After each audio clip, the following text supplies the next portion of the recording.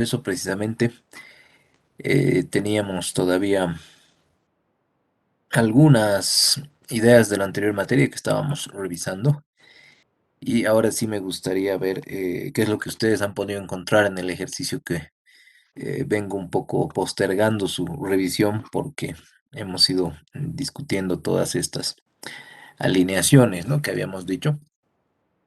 Entonces, ya justo revisando de nuevo qué es lo que estamos buscando, estas revelaciones significativas en la medida en la que nos puedan aportar a la toma de decisiones, ¿no? En distintos propósitos, pueden ser para que decidamos o no otorgarle un préstamo a alguna empresa o en el ánimo de invertir en los títulos que emite alguna firma o en un proceso de adquisición o de fusión. Bueno, lo que estamos tratando de hacer es acumular la mayor cantidad de evidencia posible para plantear los escenarios que corresponderían a la toma o no toma de la decisión, ¿no?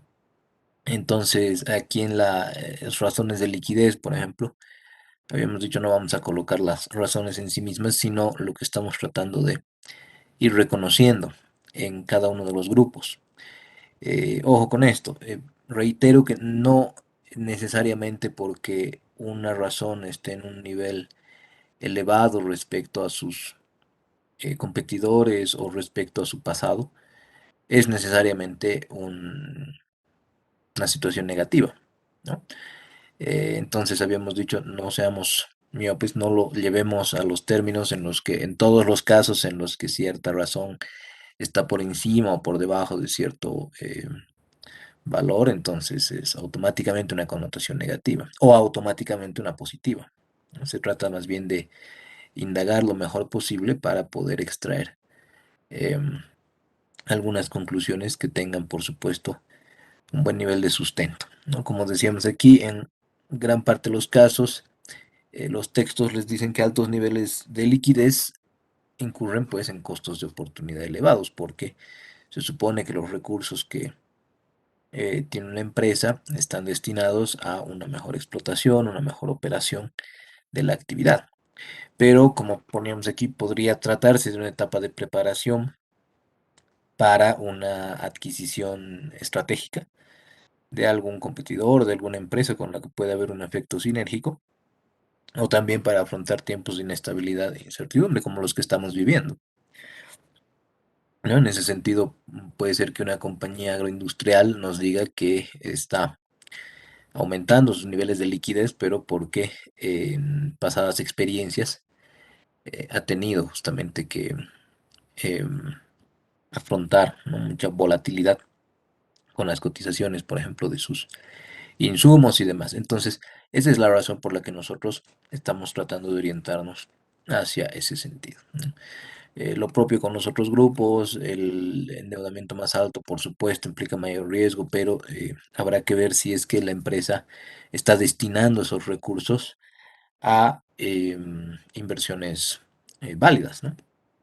¿Y cómo sabemos si son válidas? Bueno, esto es algo que hay que indagar, pues como estábamos viendo en el caso de los flujos de efectivo, el hecho de que se hagan inversiones de capital, el hecho de que se adquieran activos fijos, por ejemplo, no necesariamente nos lleva a concluir que la empresa va por buen camino, porque deberían haberse hecho inversiones en los activos más idóneos, ¿no? Y esto obviamente ya amerita una mayor profundización, pero claro, dependiendo del tipo de empresa, del tipo de análisis que se está haciendo, corresponderá hacer un estudio muy riguroso, muy minucioso, o algo más genérico, ¿no? Pongo un ejemplo, si ustedes son oficiales de crédito, luego están encargados de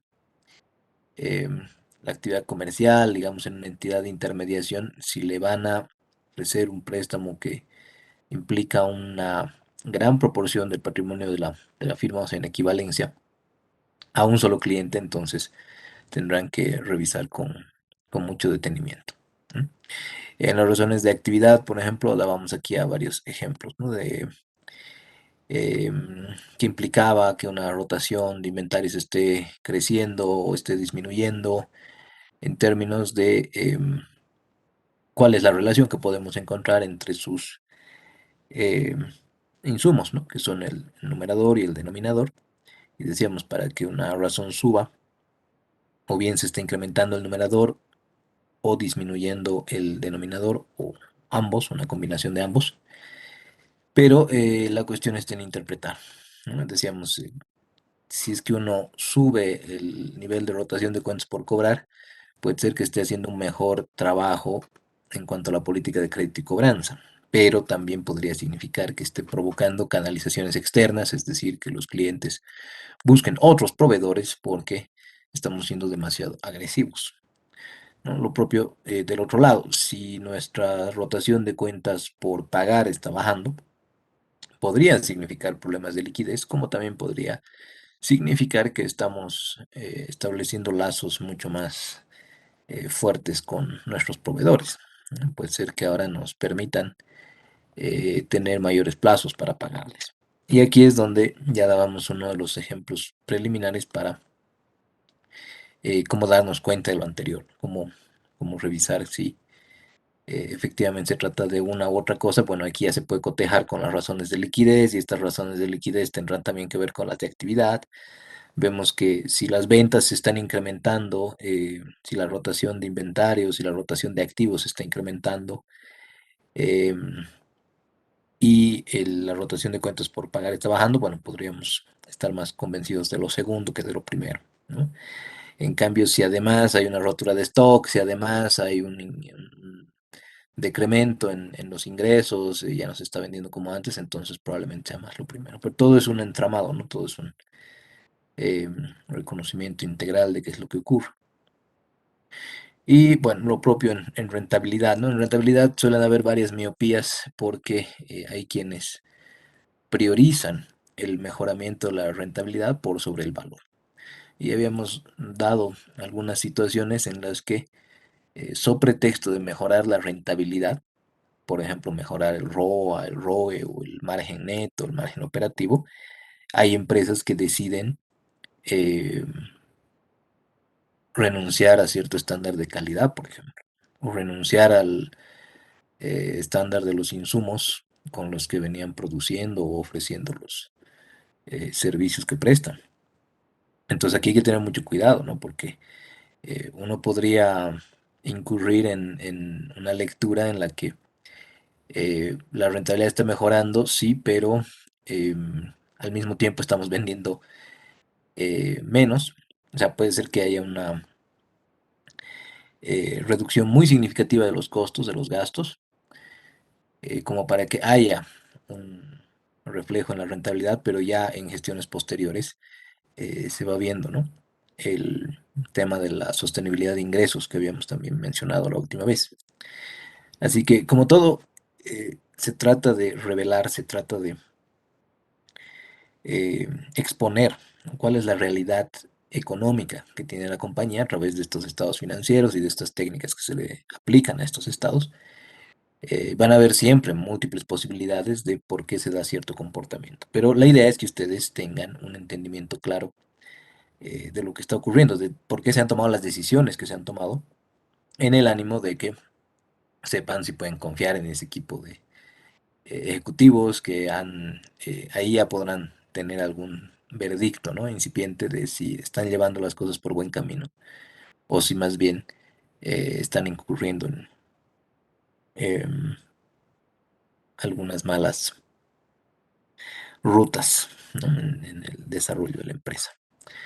Así que, bueno, finalmente habíamos dicho que los compromisos financieros son también una parte importante en la que las empresas que emiten títulos en el mercado de valores eh, asumen que no van a pasar de ciertos parámetros en algunas de estas razones, por ejemplo, en la liquidez corriente o en la cobertura del servicio de la deuda o en el nivel de endeudamiento.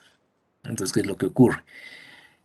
Si un emisor incumple con el nivel de liquidez que debería tener, bueno, pues entonces se toman las medidas correspondientes. Esto puede llegar hasta que los títulos que vencen en 2030 se tengan que devolver en ese momento, o que los tenedores de esos títulos pueden reclamar, ¿no? Pueden eh, ejercer su recuperación anticipada del monto de esos valores que han adquirido, ¿no? Entonces, para ello también nos sirven las razones, para ver cuáles son los compromisos que han asumido las firmas y irlos monitoreando también, observando con el tiempo. Entonces, decíamos, en la medida en la que va transcurriendo el ejercicio profesional, ya sea en un ámbito de consultoría o en el trabajo al interior de cada una de estas organizaciones, ustedes mismos van a ir proponiendo sus propias razones. Estas, estos indicadores son, pues, yo diría, los abuelos de lo que hoy está más ampliamente difundido como los KPIs, ¿no? Como los indicadores clave de desempeño. Y en realidad hay indicadores clave para todas las áreas de la organización, no solamente para medir el desempeño financiero, pero el punto está en que en algunos modelos de negocio vamos a priorizar ciertos aspectos, se van a volver más relevantes que otros, ¿no? En el sector no financiero, por ejemplo, habíamos dicho, estas son en general frecuentemente utilizadas, pero ya si nos pasamos a modelos en particular, como la intermediación financiera, como la manufactura, como el comercio, vamos a ver ahí que hay distintas eh, prioridades, ¿no? De cómo medir si el negocio está realmente yendo por buen camino. Que de todos modos no deberían ser tomadas, eso es lo que decíamos, ¿no? El problema de echa la ley, echa la trampa. Si alguien dice que esto es lo que hay que revisar, entonces alguien lo puede distorsionar, lo puede tomar a mal y empezar a intentar hackear, como se dice vulgarmente, intentar aparentar de que se están cumpliendo con buenos niveles de esas razones, pero en realidad es ya un trabajo artificioso. Entonces, bueno, esto con el tiempo se va a ir aterrizando, pero cada vez que vean, por ejemplo, en la página de la Bolsa Boliviana de Valores, el desempeño de estas empresas, van a ver que eh, son diferentes, ¿no? Las razones que se priorizan. Y aquí habíamos quedado, ¿no? No he podido hacer una eh, explicación de estas diversidades, pues, que existen en cuanto al cómputo de, en este caso, la misma razón, ¿no? Que es la cobertura del servicio de la deuda. Aquí posiblemente tocaría apelar a su punto de vista de por qué, si pasamos de Pilandina a Sofía o a Farmacias Chávez o a Dismatec, es la misma razón de cobertura del servicio de la deuda la que se está poniendo ahí como compromiso. Ahí en el caso de Farmacias Chávez, en la esquina inferior izquierda, está claramente el término, ¿no? Este es un compromiso, es un covenant, eh, pero como ven ahí, en todos los casos, no solamente es distinta la forma de cómputo, sino que es distinto el criterio sobre el que se establece el compromiso. No sé si se logra leer ahí, pero en los cuatro casos es un valor distinto. Por ejemplo, en PIL dice la relación de cobertura del servicio de la deuda no podrá ser menor a 1,2, 1,2 veces, ¿no? Eh, siempre tiene que ser mayor o igual, diríamos, a 1,2, ¿no? Y además la forma en la que se computa em, es activo corriente menos el inventario más el EBITDA sobre la amortización de capital e intereses, ¿no? En cambio, si pasamos a Sofía, en Sofía ya la relación, le llama relación, no razón, eh, pero no hay problema en eso, es parte de lo que habíamos dicho, ¿no? De no desesperarse cuando no dice razón, dice relación. Bueno, lo que pasa es que un cociente es también, pues, una relación, ¿no? No tendría por qué haber problema, ¿no? Salvo algunos ortodoxos que creen que la terminología es fija en todos los momentos y en todos los contextos, pero bueno. Dice, relación de cobertura del servicio de la deuda mayor o igual a 3, ¿no? En este caso es mayor o igual a 3, pero calculada de qué forma: activo corriente más EBITDA sobre amortización de capital e intereses. Abajo en Farmacias Chávez, lo que se plantea es EBITDA más disponibilidades solamente. No toma el resto de las partidas del activo corriente, solamente toma las disponibilidades. N dice, porque en el periodo N, sobre amortización más interés. Esto, por ejemplo, parecería diferente, ¿no? Amortización e interés, a diferencia de amortización de capital de intereses, u otros pondrían amortización, o mejor dicho, servicio de la deuda. Esto es igual a servicio de la deuda.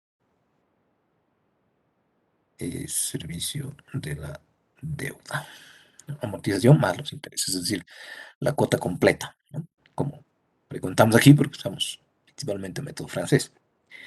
Pero em, el punto está en que ya en ese caso es mayor o igual a uno.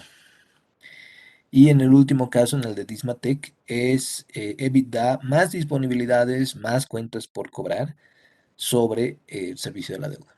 Es decir, toma dos partidas del activo corriente, pero no toma las demás. No toma el inventario, ni alguna otra, ¿no? Que podrían ser otras cuentas por cobrar o gastos pagados por anticipado. Y además tiene que ser mayor o igual a 1,75. Entonces, esta era una exposición que quería terminar de hacer porque, como ven ahí, ni es igual la forma de cálculo en ninguno de los cuatro casos, ni el parámetro es el mismo, el criterio de demarcación, ¿no? Entre el cumplimiento, el compromiso o el incumplimiento. En el caso es 1,2, en el otro caso es 3, en el otro caso es 1 y en el otro caso es 1,75. De que están cerca, no voy a negar que obviamente hay algunos parámetros, algunos criterios comunes, ¿no? Pero eso no significa que sea el mismo compromiso para todas las empresas. ¿Por qué? Porque las cuatro hacen pues cosas diferentes. Una vende lácteos, la otra vende alimentos, la otra vende medicamentos y la otra vende tecnología. Entonces, sería pues muy difícil que uno agarre y eh, establezca un criterio universal para cuatro actividades distintas, ¿no? Ahora, no sé si les hace sentido, a ver, si es que alguien quisiera tomar la palabra, entre por qué en algún caso se quita solamente el inventario al activo corriente, en el caso de PIL, y en el caso de Dismatec solamente disponibilidades y cuentas por cobrar, o en el caso de Farmacias Chávez todavía más agresivo, ¿no? Solamente disponibilidades. No sé si ahí alguien eh, quisiera comentar esto, si les hace sentido, eh, obviamente algunos dicen, no, es que esto me incomoda precisamente porque eh, no tengo la fórmula por último, ¿no? No hay una fórmula mágica que aplique a todos los casos. Sí, efectivamente, eso es lo que se te está mostrando aquí con evidencia empírica de que no debería ser así, no tiene por qué ser así. Pero seguramente también surgen preguntas. No sé si alguien quisiera comentar al respecto. ¿Por qué en Dismatec solo disponibilidades y cuentas por cobrar? ¿Por qué en Pilandina? Ok, activo corriente, pero sin el inventario. ¿O por qué en Sofía todo el activo corriente me cuenta? De repente alguien por ahí.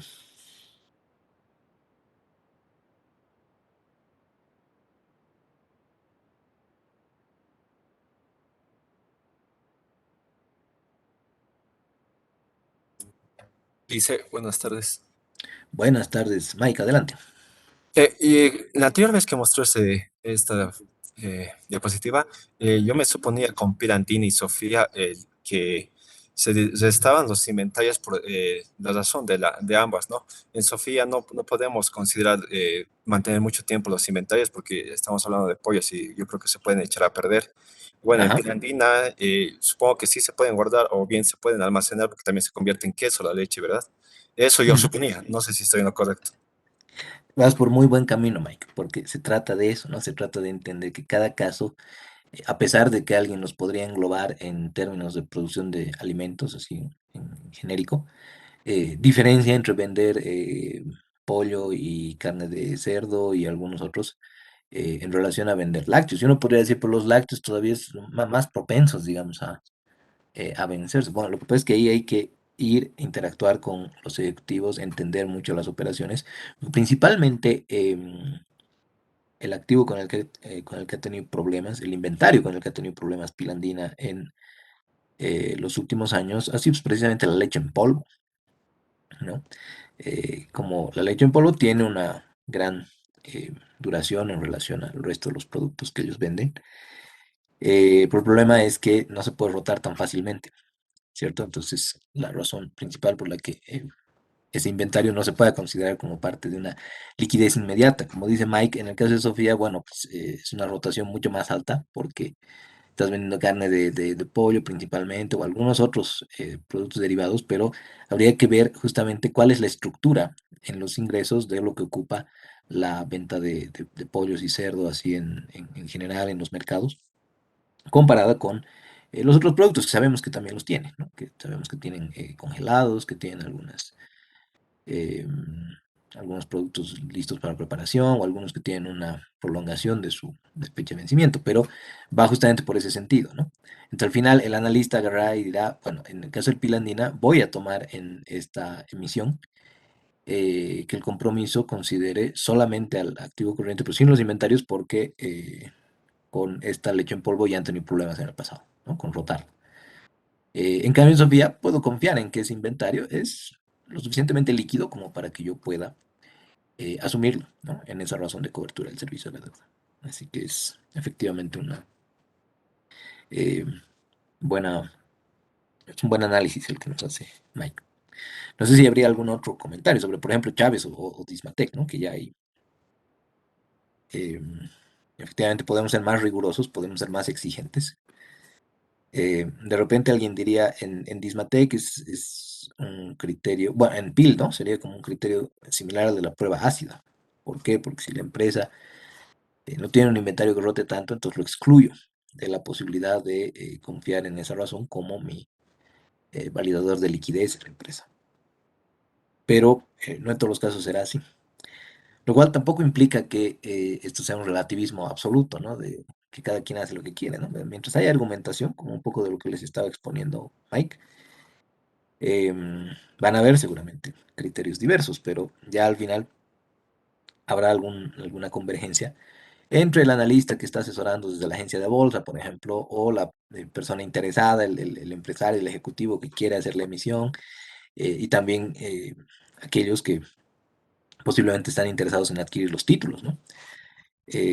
Los principales compradores de estos títulos son pues, las AFPs, entonces incluso a ellos se les podría preguntar si, oye, ¿te convence que, por último, tú eres el que va a adquirir esos títulos, ¿no? ¿Te convence que el compromiso esté basado en todo el activo corriente o ¿qué habría que excluir? Y ahí, claro, te responderán, no, pero bien, pues venden tecnología, ¿no? No sé pues, si tienen inventarios, si lo pueden rotar así inmediatamente como para poder cubrir sus obligaciones. Me parece que no.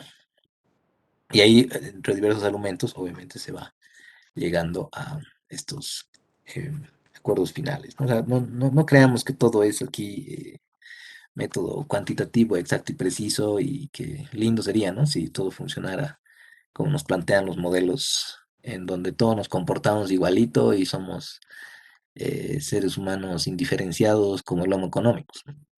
Los que están ahí en el día a día afrontando las situaciones que son pues diversas, complejas y demás, apagando incendios, son los administradores los que fungen, ¿no? Como decisores.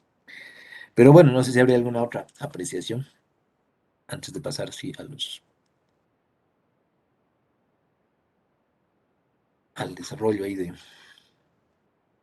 Lick, de- buenas tardes. Ujú. Y Adelante, en mi Derek, texto adelante. no entendí bien esto. La razón de cobertura del servicio de la deuda Sí. se refiere a la capacidad de la empresa eh, ¿para qué? Para devolver, para pagarles a los que compraron sus acciones o algo así. O,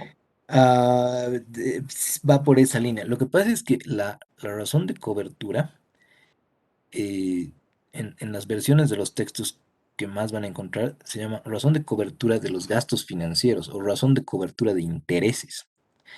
Y ahí lo que principalmente a lo que se refiere es EBIT o equivalencia al resultado operativo sobre el gasto financiero. Es decir, ¿cuántas veces cubre mi resultado operativo el gasto financiero?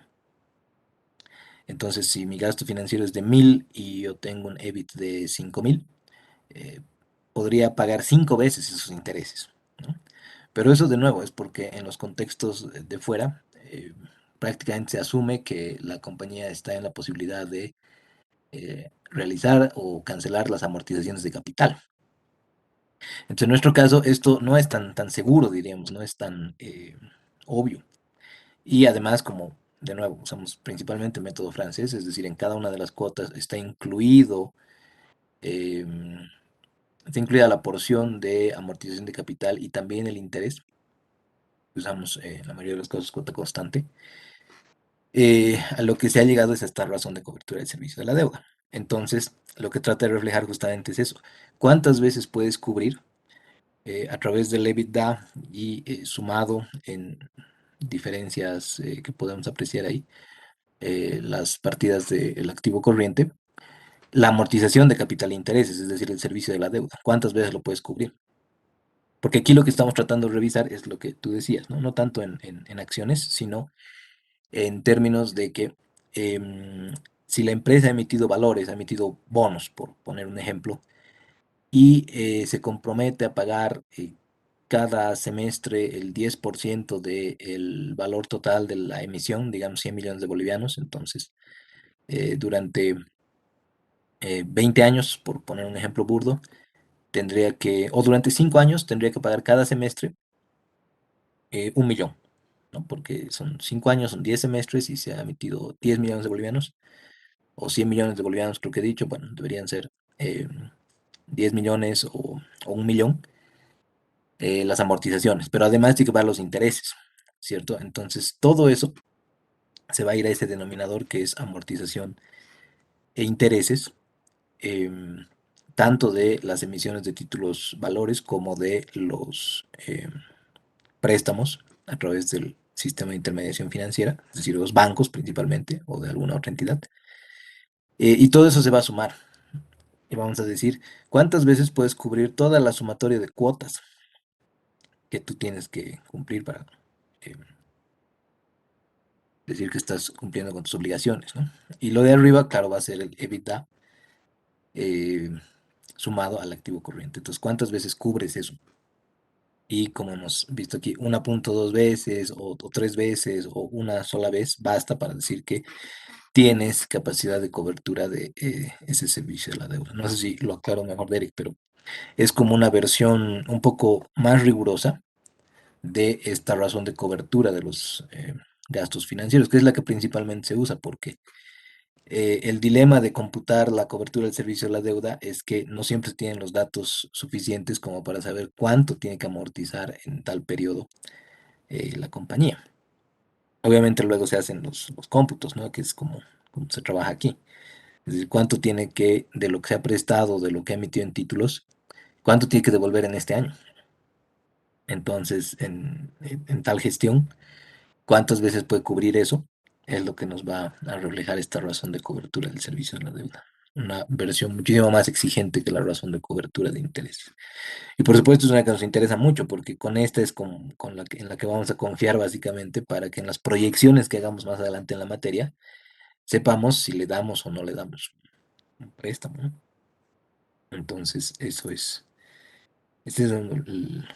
la utilidad. A ver, ahora sí leo Disnotec toma en cuenta las cuentas por cobrar ya que... Ok, sí, porque eh, efectivamente, como dice Roberto, Dismatec da crédito, pero tampoco es que da plazos muy extensos, ¿no? Entonces, si digamos yo tengo una política crediticia de 30 días o de 60 días, eh, pues tengo la confianza en que en ese plazo, además de haber hecho mis previsiones para incobrabilidad, voy a contar con esos recursos, ¿no? Entonces, esa es la razón por la que es diferente a vender autos a crédito directo, por ejemplo, ¿no? Entonces, un auto no lo puedes vender a crédito directo a un plazo tan corto porque se trata de un bien que es pues, muy costoso, ¿no? Entonces tienes que dar años si quieres dar crédito directo. Y ahí seguramente tendrías que remover esas cuentas por cobrar si es que quieres hacer una versión más exigente de esto, ¿no? Ahí José les pregunta si se pierde el audio eh, o es solo él. Esas cositas sí, háganmelas notar por favor, si es que se estaría haciendo intermitente. De repente soy yo. Pero bueno, por ahí va, ¿no? La idea de que uno tiene que entender bien el negocio sobre el que está haciendo la evaluación para saber en qué casos podríamos considerar o no podríamos considerar. De repente aquí, si la empresa opera en dos modelos de negocio, diríamos que se cuenta con el inventario que es importación y comercialización, pero no se cuenta con el que es producción, por ejemplo. Entonces ya pueden hacer una cosa más híbrida, más aplicable al caso particular. Bueno, entonces, ahora sí, quisiera que veamos ese archivo que había quedado pendiente, ¿no? Bueno, no sé si han habido ahí hallazgos, creo que les he subido ya esto, mil disculpas si es que no, pero no sé si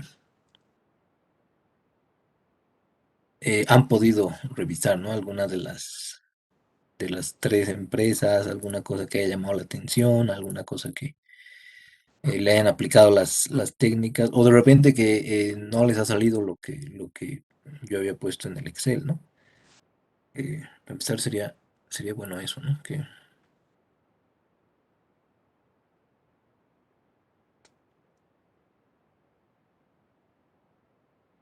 bueno, aquí ver.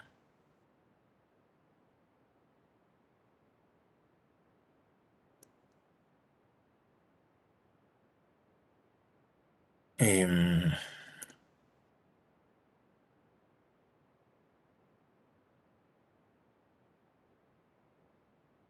Veamos este tema.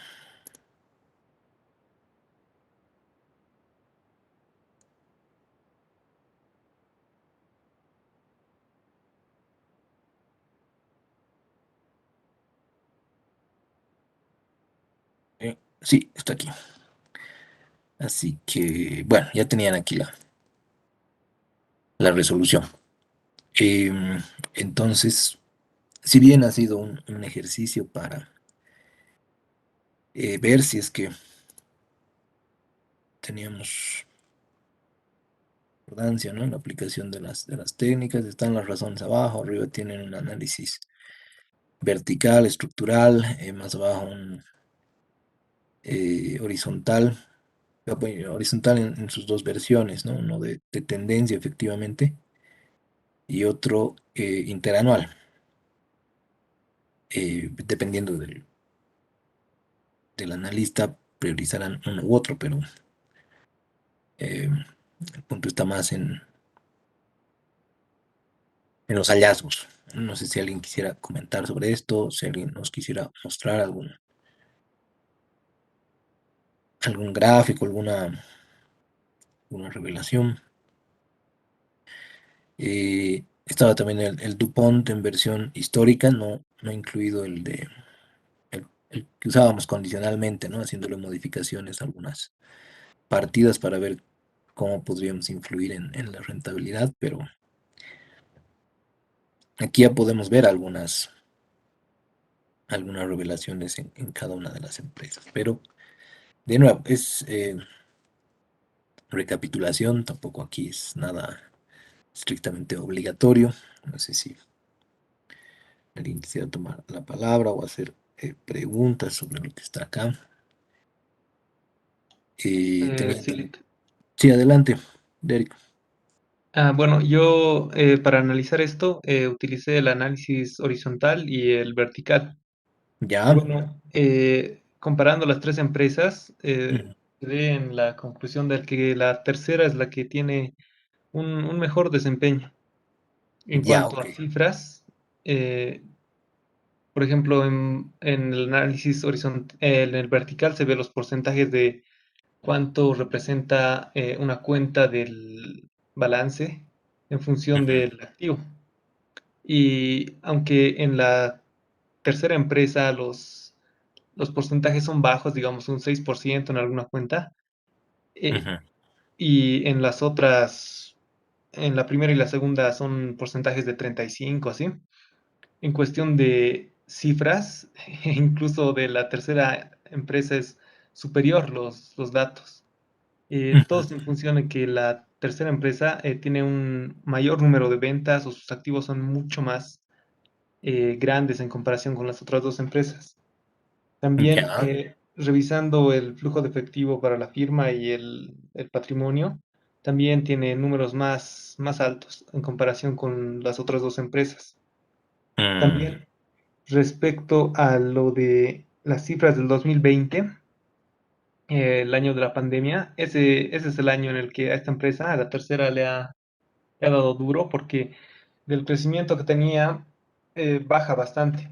Pero lo más curioso es que para el 2021 se recupera y de hecho consigue cifras superiores a las de años pasados. Y así va subiendo más cada año. ok, Y, buenísimo. Decías en el caso del balance, creo, sobre cierta partida había más concordancia, me imagino, con el modelo de negocio o sobre... ¿cuál era la partida que habías revisado que te parecía más congruente con el modelo, Derek? creo que era inventarios, no recuerdo bien, lo hice hace 2 semanas, creo. Sí, creo que eso también nos ha, nos ha perjudicado porque estábamos postergando esto. Pero a ver, una de las cosas con las que partiríamos es justamente con esto, ¿no? Que refleja Derek en las tres empresas. Por ejemplo, en la tercera tenemos, sí, efectivamente una caída en 2020, donde el flujo de actividades de operación que estaba eh, cayendo en relación al primer año, en relación a la gestión 2017, le afecta, pero luego se recupera, ¿no? Y posiblemente tiene un mejor desempeño en 2021 y este que es pro forma, como ya hemos dicho, con el que va a cerrar esta gestión. También tendríamos que ver que el flujo de actividades de inversión está en permanente reinversión. Esto estoy mostrando aquí el nombre de la cuenta porque no logro ver con las pestañas, pero bueno, sí se refleja que hay una reinversión constante, ¿no? 61 millones, 92 millones, 76 millones, 92 millones, 111 millones. Entonces, esto de alguna manera refleja un compromiso de los ejecutivos por que la firma pueda afrontar a largo plazo sus pretensiones, su planificación. Y también hay, en todos los casos, saldos negativos en las deudas financieras. Entonces, esto significa de que la empresa está cumpliendo pues con sus obligaciones, ¿no? De repente en alguno sería bueno venir a ver algún monto positivo, pero esto es a lo que nos referíamos cuando decíamos que si el flujo de actividades de operación alcanza para el CAPEX, alcanza para las deudas y alcanza para los dividendos, entonces ese es un muy buen signo, ¿no? Como ven aquí, 156 millones entre la suma del los recursos destinados a activos fijos, también podríamos poner aquí los intangibles, y también las deudas y también la distribución de dividendos, es en la mayoría de los casos suficiente, ¿no? Excepto en el 2020, como decía Derek, porque el 2020 obviamente les ha pegado duro a todas las empresas, pero si viéramos esto en los otros casos, no sé si ha sido el mismo comportamiento, ¿no? Ha habido también, en el caso de la segunda, un incremento en el flujo de actividades de operación, han habido reinversiones y bueno, el caso de los dividendos, por ejemplo, son bastante estables, ¿no? Los montos van de 10 millones a 13 millones, en este caso en crecimiento, en el tercero. En este se incrementa un poco más, va de 73 millones a 83 millones. Y más bien no le afecta tanto como en los otros casos, el 2020. Pero en el primero, posiblemente ahí sí hay alguna diferencia. También habían diferencias en cuanto a las reinversiones y en cuanto eh, al desempeño de ciertos partidos, por ejemplo, de activos fijos, ¿no? Acá, por ejemplo, ya vemos una tendencia más bien opuesta. El flujo de actividades de operación está cayendo, cae de 242 a 181, luego vuelve a subir a 265, pero ya a partir de ahí eh, es cada vez menor. ¿no? 159 se mantiene ahí estable y 138 es el último con el que va a cerrar. Y bueno, en activos fijos incluso llega a tener un origen acá, ¿no? Que como hemos dicho no es repetible, por ende, tal vez no sea una alarma tan directa, pero cuando más bien los activos fijos, las partidas que son inversiones de capital, están reflejando montos positivos, es que están originando, es decir, que tienen que provenir de deshacernos de esas inversiones. Y si nos tenemos que deshacer de las inversiones para seguramente afrontar nuestras obligaciones, eso es ya bastante complejo, ¿no? En el caso de la primera, por ejemplo, a diferencia de em, las otras dos, sí han habido orígenes de financiamiento, tanto de deuda, bancarias y financieras, dice aquí, como de aportes de capital. Entonces aquí lo que ha habido es un incremento de 100 millones en 2018, 150 millones en 2019 y 50 millones en 2020. Esto seguramente aquí está, ¿no? O sea, se refleja en el balance. Esto pasa de 700, 800, luego 950, luego a 1000.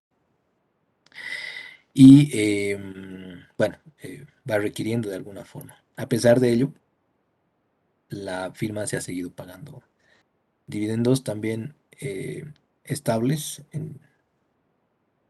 en descenso a comparación de las otras, a pasar de 47 millones a 41, con la que piensa cerrar este año. Pero de nuevo, que los flujos libres, a pesar de ser positivos, hemos dicho, ¿no? Es un desempeño que refleja una generalidad positiva, pero hay que ver bien cuando estos se están cumpliendo, ¿no? Las reinversiones y se están cumpliendo también las obligaciones de deuda. Esto posiblemente es mejor graficarlo, ¿no? Porque así en números a veces es difícil revisar, hacer concordancia, pero en fin, ¿no? En resultados, en el vertical, en el horizontal, seguramente también habrán algunas referencias. Así que gracias, Derek. No sé si habría alguna otra pregunta o comentario sobre esto. Em, bueno, que eran tres compañías y habría que ver cuál, en base a qué sustentos podríamos decir a cuál le va mejor, ¿no? O cuál le ha ido, en cuál podríamos invertir, en cuál nos da más confianza em, colocar recursos, por ejemplo.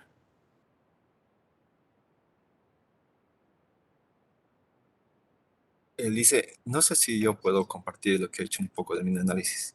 Claro que sí, adelánteme aquí, voy a dejar de compartir.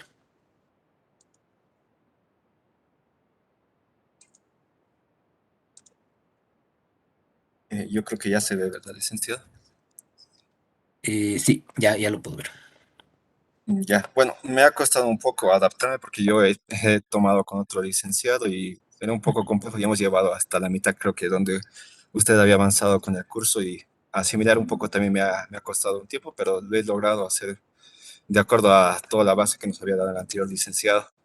Ya, Eh, Tengo una duda principalmente en acá, licenciado, en el periodo promedio de cobro.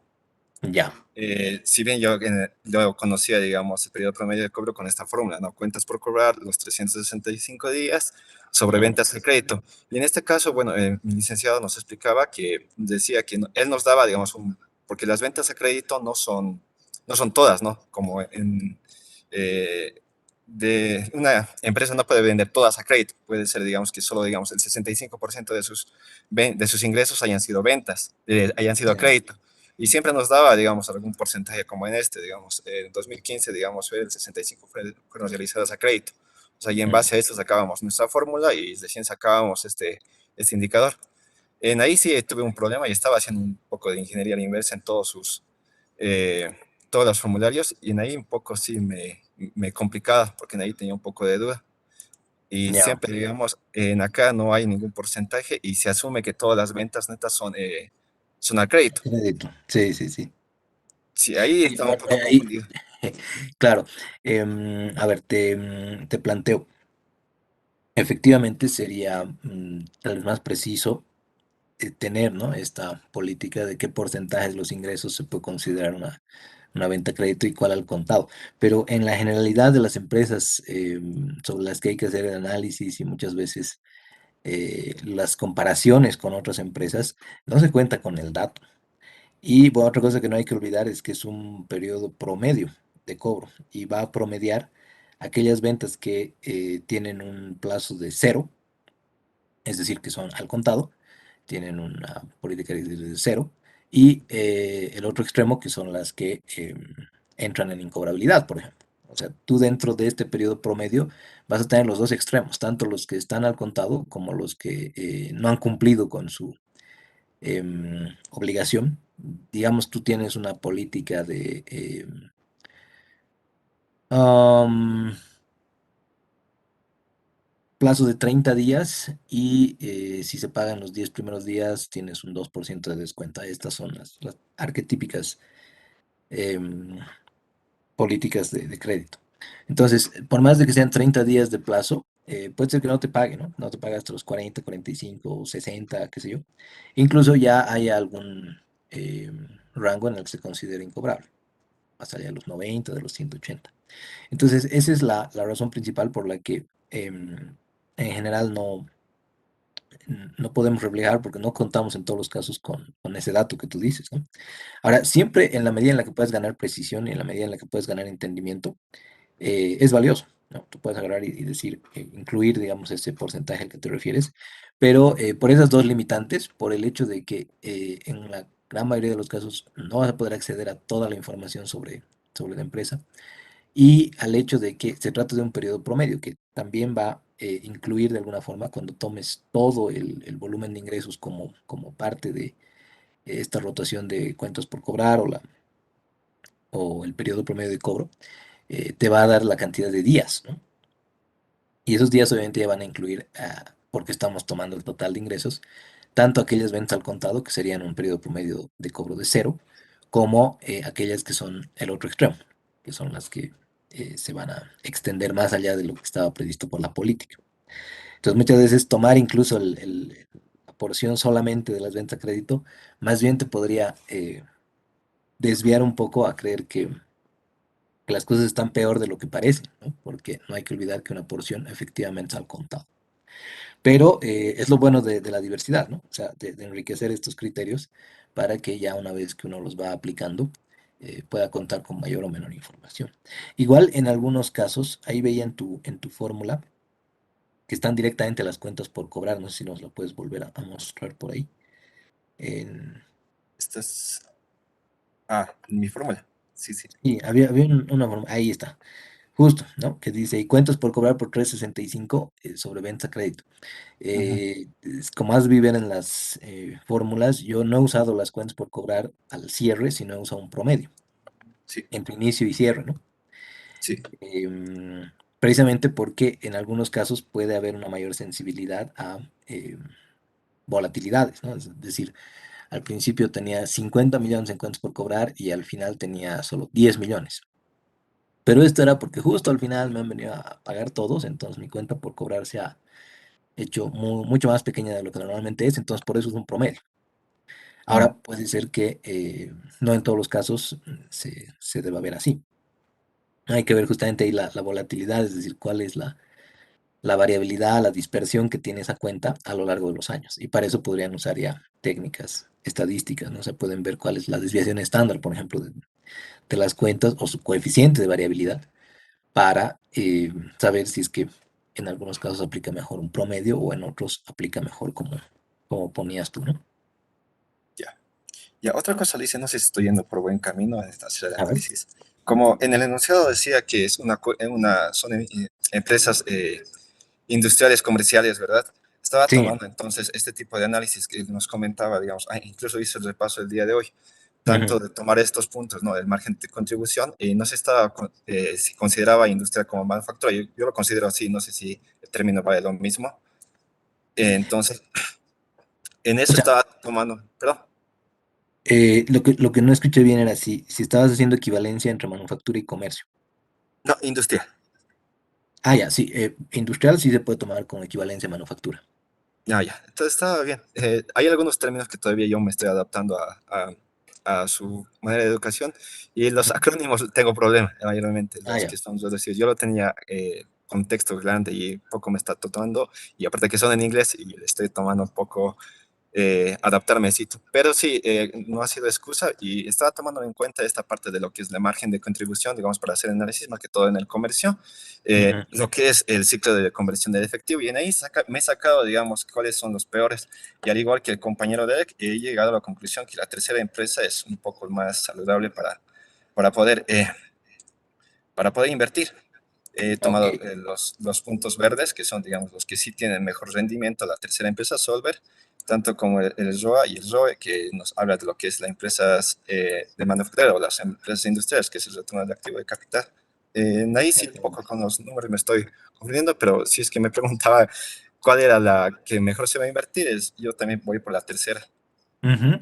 ¿Y qué otros hallazgos han tenido? Porque eso es lo más importante, ¿no? De repente, qué distinciones se han podido ver en lo que han encontrado. Porque ahí, como dices, la rentabilidad yo creo que es bastante evidente, ¿no? En el primer caso es una rentabilidad que está cayendo de 4,66 a 0,47, por ejemplo, en ROE. Y en el último caso es una rentabilidad que no solo se ha mantenido, sino que se ha incrementado. De Matic, francamente, no recuerdo cuál era el comportamiento Sí, en bueno, también. rentabilidad. Incluso era mayor en Matic, Ujú. pero menos variable. Entonces, estos son los temas que hay que considerar. En las reinversiones, por ejemplo, pasaba lo propio. Algunas de las empresas estaban cayendo en ingresos, pero compensando con, por ejemplo, austeridad en gastos. No sé si han llegado a ver eso o si han llegado a identificar algo así. No, particularmente yo no, licenciado. No me Ok. enfoca, no estaba enfocando en tratar de entender todo Sí, y ponerme a ponerme al corriente prácticamente. sí, eso es bueno lo que dices, ¿no? De que algunos términos parecería que son extraños, pero más bien uno los va homologando y va logrando identificar cómo los están asumiendo. Entonces, es un gran trabajo, Mike, y has aplicado las técnicas y de eso trataba un poco, ¿no? La recapitulación, de que uno se ponga a practicar lo que ha venido haciendo en las otras materias y también encontrar puntos en común, también puntos en discordia, como has dicho, lo de las rotaciones a veces es complejo. Igual en las rotaciones, no sé si han visto ahí que en la rotación de inventarios, em, yo estaba tomando directamente el costo de ventas.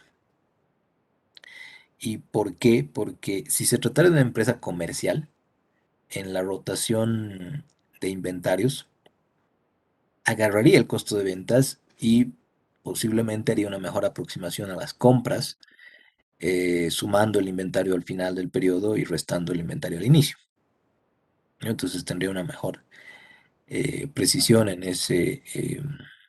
perdón, en la rotación de cuentas por pagar, me estoy refiriendo a eso.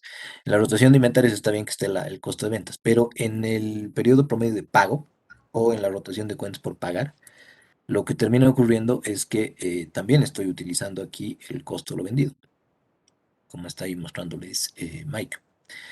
Pero no estoy haciendo ese ajuste precisamente porque en las empresas que además producen hay pues un inventario efectivamente de materias primas, pero la mayor parte de ese inventario está en producción en proceso o en artículos terminados, muchas veces, ¿no? Depende, por supuesto, de empresa a empresa. Pero ahí es donde no aplico tanto ese ajuste que habíamos hecho, que más lo habíamos aplicado a empresas comerciales. Las compras, efectivamente, pueden ser inferidas a partir del costo de lo vendido, más inventario final, menos inventario inicial, para ese cálculo del periodo promedio de pago, ¿no? O de rotación de cuentas por pagar. Pero en este caso no lo había hecho precisamente porque se trataba más bien de una empresa que además produce. ¿No? Entonces, esto es algo que es bien común en los informes de calificación de riesgo, por ejemplo, de Pacific, de AESA, que hemos estado mostrando. La mayor parte de las veces se hace la misma homologación, ¿no? O sea, si es una empresa industrial, entonces asumo nomás el costo de lo vendido como eh, el numerador en el cálculo de la rotación de cuentas por pagar y abajo el promedio de cuentas por pagar o las cuentas por pagar al final, dependiendo del caso. Y en las comerciales, ahí estrictamente sí podría asumir que el inventario al final menos el inicial al costo de lo vendido se convierte en una representación de las compras, ¿no? Pero bueno, seguramente hay más lecciones ahí por destacar. La liquidez, por ejemplo, en esta última empresa igual está subiendo. En los otros casos hay que ver que la liquidez muchas veces puede estar incrementándose, pero de nuevo, ¿no? Podría ser por un origen muy fuerte en las deudas, por ejemplo, un origen muy fuerte en la actividad de financiamiento. O podría ser que las actividades parezcan más eficientes, pero fruto de esta reducción en cuentas por cobrar o en inventarios, ¿no? Que podría de nuevo ser muy agresiva, o podría ser rotura de stock, o podrían ser varios elementos aquí. Entonces eso es lo que hay que empezar a tratar de ir tejiendo, ¿no? Pero sí, efectivamente la conclusión, según lo que recuerdo también por preparar el ejercicio, era que la última tenía un mejor desempeño. Ahora hay que ir entramando, eso es lo que quedaría, ¿no? Sí, el comportamiento de inversiones. De nuevo, ustedes podrían tener unos flujos libres muy atractivos, pero fruto de que no se estén haciendo inversiones, por ejemplo, no se estén haciendo reinversiones en la empresa. Entonces eso es peligroso, ¿no?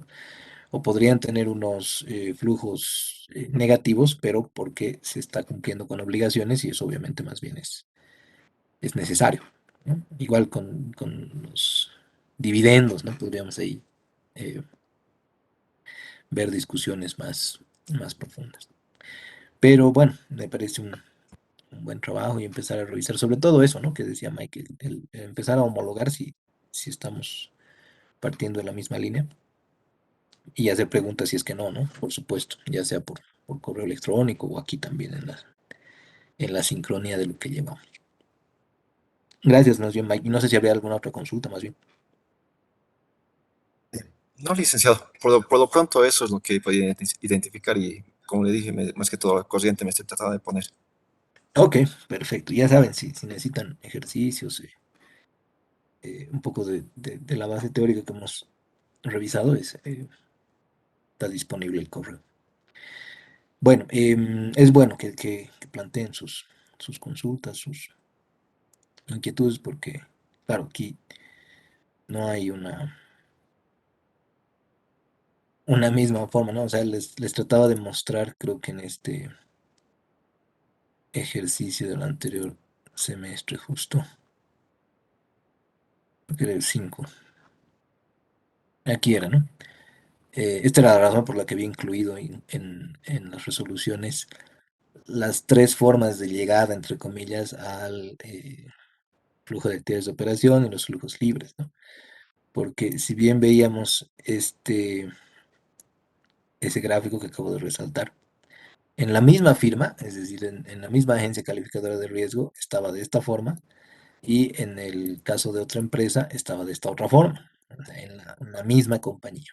Así que no tienen eh, que asustarse muchas veces o aunque no les parezca raro que hay diferentes versiones, ¿no? Porque los analistas también aprenden de varias formas, pero lo ideal es irlas ejercitando, viendo las concordancias. Hoy en día tienen la gran ventaja de que pueden googlear, entonces ya saben a lo que se está refiriendo, ¿no? Aquí, por ejemplo, usaba CAPEX, aquí también, o sea, CAPEX.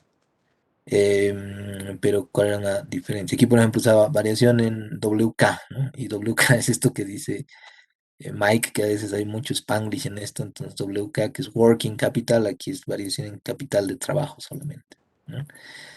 Em, y en la versión de más abajo, que era la de Price, estaba también el CAPEX, estaban los ajustes por inflación, que estos igual era más difícil de reconocerlos porque no hacíamos estos efectos de la conversión monetaria aquí en Bolivia con el estado de flujos de efectivo.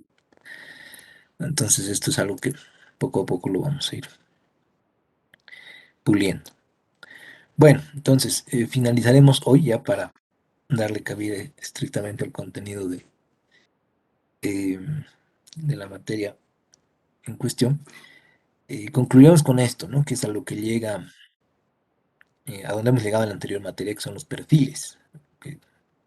tratado de resumirlos así, caracterizaciones, dice, a partir del análisis y sus conclusiones. Es decir, como han hecho sus compañeros, han aplicado algunas técnicas y los han llevado a tener cierto grado de solvencia para poder decir que esto ocurre, ¿no? O que la tercera empresa es más, em, tiene, digamos, una mayor solvencia y es a la que le canalizarían los recursos, ¿no? A la que le otorgarían el préstamo. Bueno, esto es lo que habíamos revisado y lo que les estaba mostrando también, ¿no? De la herramienta de Power BI, en donde podíamos ver que eh, ya una vez que uno va revisando los estados financieros de las empresas y les va aplicando las técnicas, uno va reconociendo ciertos patrones.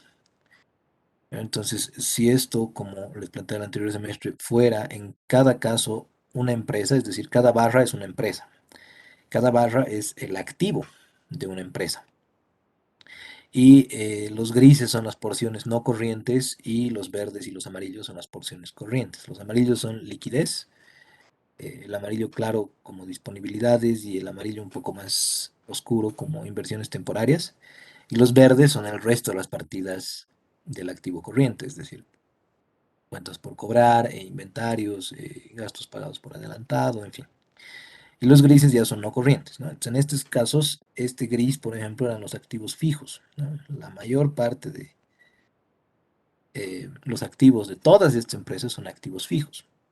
Y decíamos, ¿en qué sector la mayor parte de los activos fijos, eh, la mayor proporción, digamos, en términos de el análisis vertical, corresponde a los activos fijos?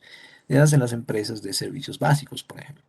Entonces ahí cada una de ellas lo pueden cotejar con la herramienta. Está Corani, está El Feo, está Elfe, que está de La Paz, está Cove. Entonces, en todos los casos hay una mayor preponderancia de activos fijos en las compañías. Mientras que si pasábamos al siguiente ejemplo, ya la cosa era distinta. Por supuesto, hay algunas que tienen también una gran preponderancia de activos fijos, pero aquí la cosa se segrega más, ¿no? O sea, es más diversa. Por ejemplo, aquí en las empresas del medio hay algunas que tienen gran parte de cuentas por cobrar y también de inventarios.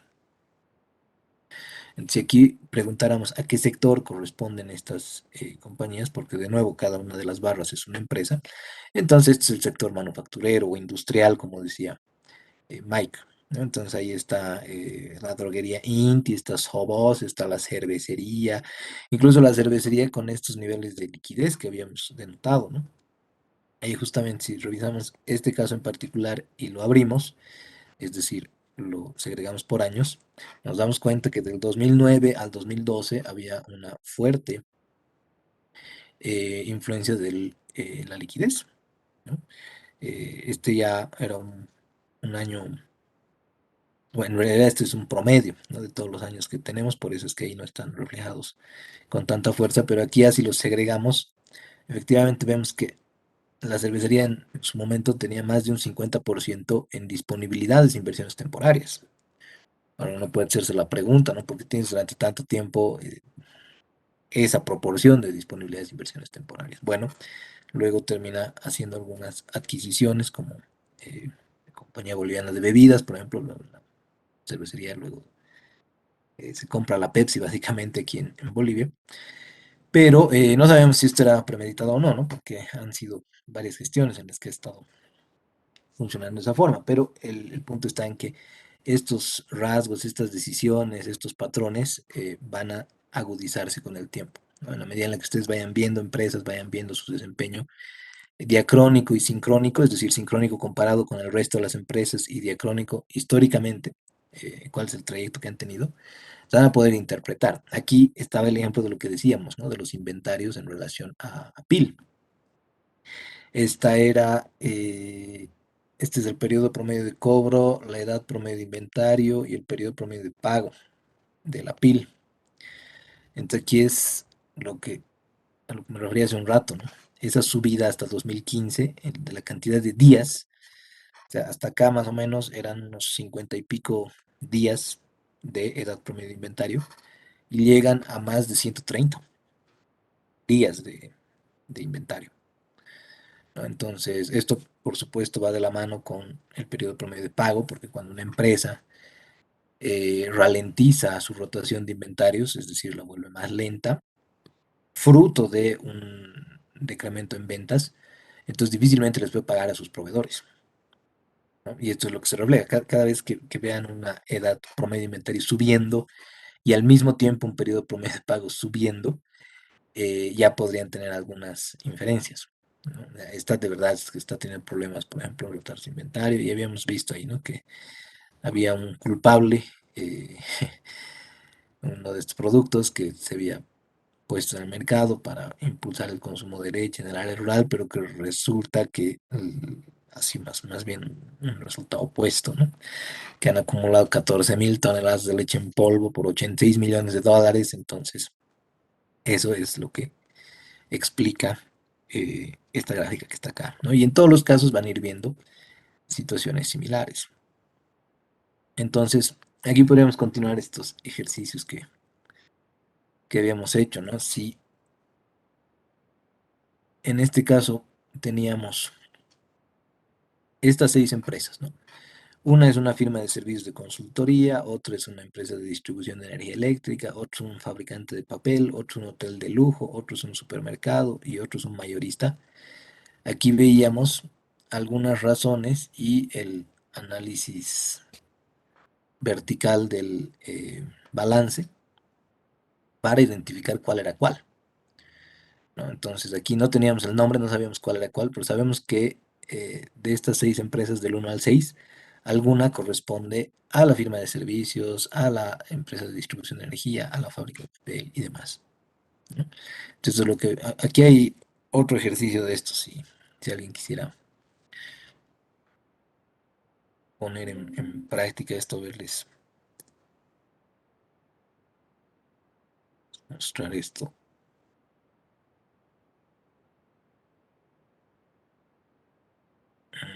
Vamos a ir ahí.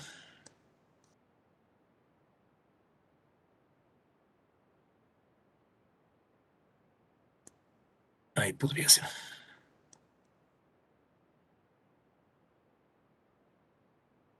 A ver, este sería un nuevo, ¿no?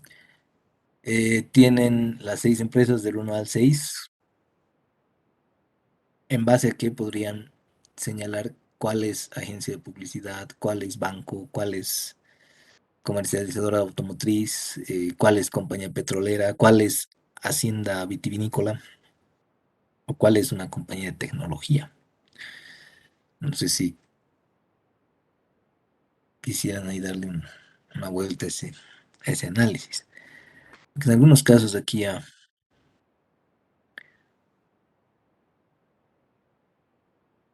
era hasta más sencillo identificar algunos modelos de negocio porque precisamente em, hasta algunas de las razones no se las puede computar, ¿no? No aplican porque no existe la cuenta. Haciendo también homologaciones en algunos casos, ¿no? Como habíamos dicho.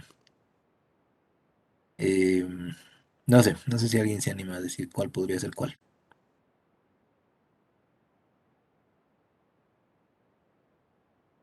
Lick, quizá el caso de el inciso B, el banco ¿Ya? múltiple, podría ser la segunda opción por las cuentas por pagar que tiene, que son 73% del total.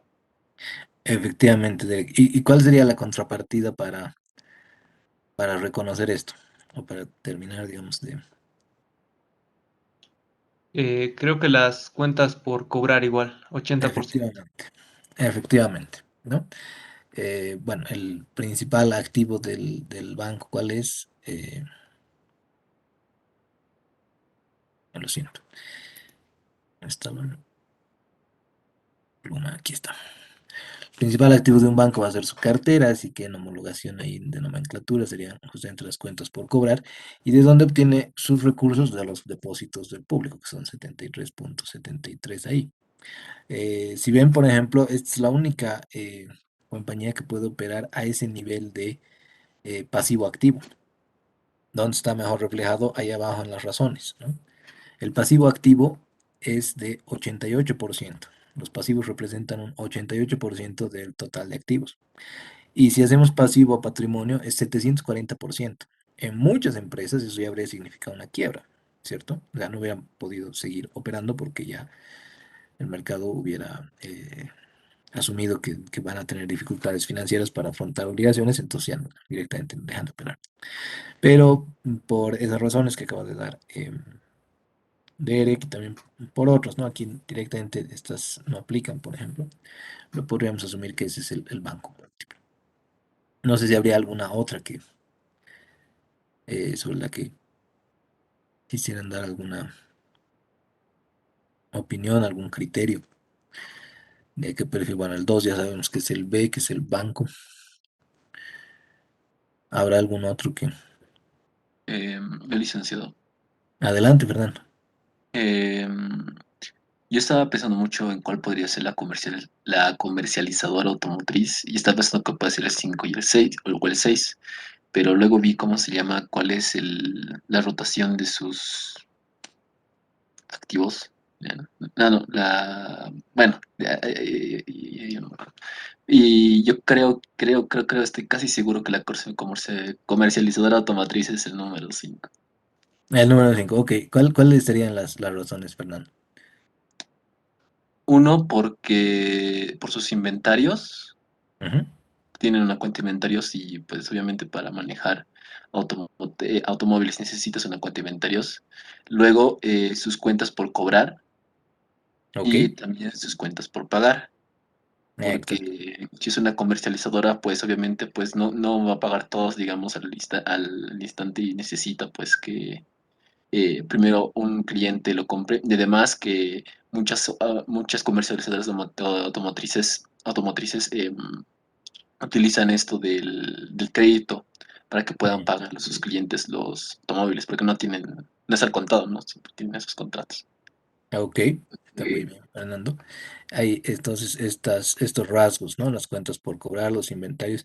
Aunque en varios casos no son ellas las que asumen el crédito, sino los bancos, pero también cuando son clientes directos, por ejemplo, en el caso de Nibol, en el em, tema de los agropecuarios, de los tractores, de maquinaria pesada, por ejemplo, ahí esas cuentas por cobrar son fuertes por ese caso, por ese sentido.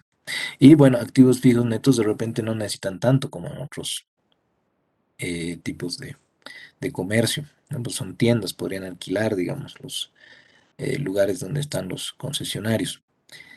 Otra cosa sería este periodo promedio de cobro, ¿no? De 143 días.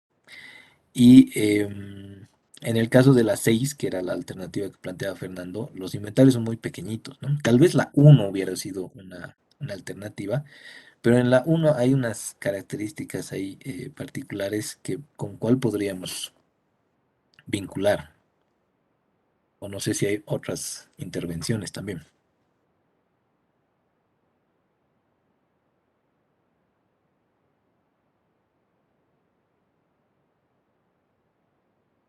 Licenciado. Adelante, Luz. Yo estaba, bueno, no sé si estoy mal, pero para mí que la 4 podría ser una compañía petrolera por el hecho de sus activos fijos, Ya. que trabaja con un capital intensivo. Ujú, es de capital intensivo, ¿no?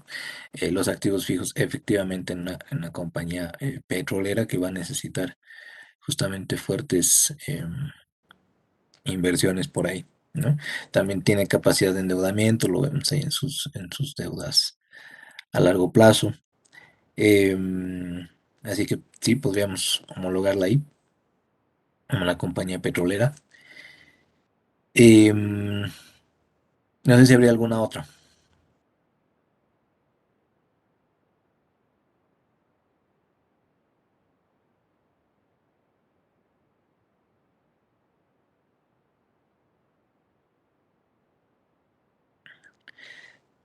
Aquí, por ejemplo, hay algo curioso con el periodo promedio de cobro de la primera.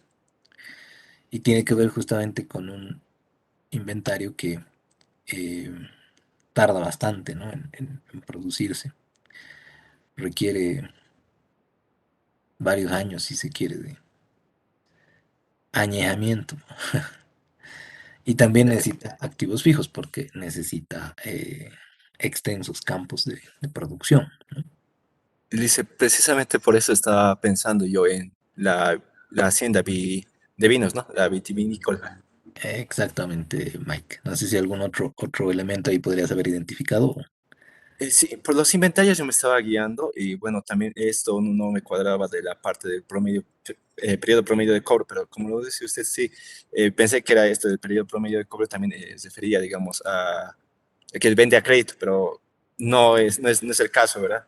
Sí, sí, justamente en el transcurso del tiempo eso era parte importante. O tal vez aquí incluso hay alguna Y cosa. el patrimonio neto también me llamó la atención. Yo supongo que se necesita terrenos extensos, ¿no? Mm. Para tener una hacienda vinícola. Sí, porque el dilema es que cuando tienes un negocio en el que es tan largo el tiempo en el que vas a producir, en el que vas a poder vender, es un mayor riesgo, ¿no? Entonces, las entidades financieras se acuerdan con los hoteles, hacíamos esa distinción en el otro ejercicio, ¿no? De cuál era el hotel y cuál era la empresa de servicios de energía eléctrica. Lo mismo pasaba, ¿no? La inestabilidad em, de los flujos de efectivo podría llevarnos a que tengas que poner tu capital propio, digamos. Pero bueno, finalmente el caso de la empresa de tecnología que estaba un poco por este lado, con la tercera, por los activos fijos, por las relaciones también de deuda que podía tener, pero la agencia de publicidad, si bien habría que analizar qué cosa tiene ahí de inventarios, porque normalmente no lo tienen unas fuertes cuentas por cobrar, ¿no? Los servicios profesionales siempre tienen ese dilema de cómo van a cobrar por algo que al final el cliente te puede terminar diciendo, bueno, al final me voy con otro y, y no te pago. Eso era una cosa similar a las empresas de servicios. Pero bueno, estos casos son precisamente los que luego les permiten ir a situaciones mucho más complejas. Por ejemplo, este ya está directamente no lo he podido traducir, mil disculpas, pero van a ir viendo, ¿no? Si se dedican al ámbito, varios de estos ejercicios en sus posgrados de repente, o ya cuando decidan ejercer la actividad. Aquí, por ejemplo, no hay solamente 6 casos, ¿no? Sino hay 12 y ahí les muestro igualito, ¿no? Los casos de las industrias no identificadas, les llaman a estos ejercicios. Entonces uno tiene que ir viendo sin tener el nombre siquiera de la empresa, sin tener la actividad, cuál podría corresponder a cuál. Y claro, algunas veces es una discusión abierta porque no se trata de que haya de nuevo universalismos, ¿no? No se trata de que podamos decir eh, con total certeza tal es cual, pero tendrían que haber pues em, estas pautas, ¿no? Estos patrones que decíamos, estas ya pueden reflejar a las empresas de servicios básicos y estas otras más bien a las de manufactura o a las industriales. Y así ir haciendo un reconocimiento que poco a poco les va a ir siendo más hasta intuitivo, ¿no? Y van a ver un balance, van a ver un estado de resultados y van a decir, ok, esto más corresponde a tal firma con este tipo de estrategia, por ejemplo, ¿no? Van a tener márgenes diferentes si es un liderazgo en costos o si es una personalización. Porque, bueno, en un caso van a tener un comportamiento en el margen bruto y en el otro caso van a tener un comportamiento en el margen operativo bien diferenciado, ¿no? Marcadamente diferenciado. Entonces, de eso tratan un poco los casitos hasta acá. Bueno, ahora sí correspondería empezar con lo que no hemos visto del anterior semestre. Voy a dar una breve introducción el día lunes, que nos va a servir para la parte ya de planificación financiera relativa a la administración financiera de corto plazo, ¿no? Decisión sobre las porciones corrientes de activos y pasivos. Y aquí solo vamos a abordar muy rápidamente estos conceptos de ciclo de conversión del efectivo y de ciclo operativo que habíamos dejado pendientes. Así que eso como recapitulación. De nuevo la exhortación a que sigan viendo los ejercicios, sigan viendo los Exceles, y si surgen dudas o preguntas, ya sea en la sesión sincrónica o a través del correo, háganlas llegar, por favor. Eso entonces sería todo por hoy. No sé si habrían consultas, dudas, eh, aclaraciones.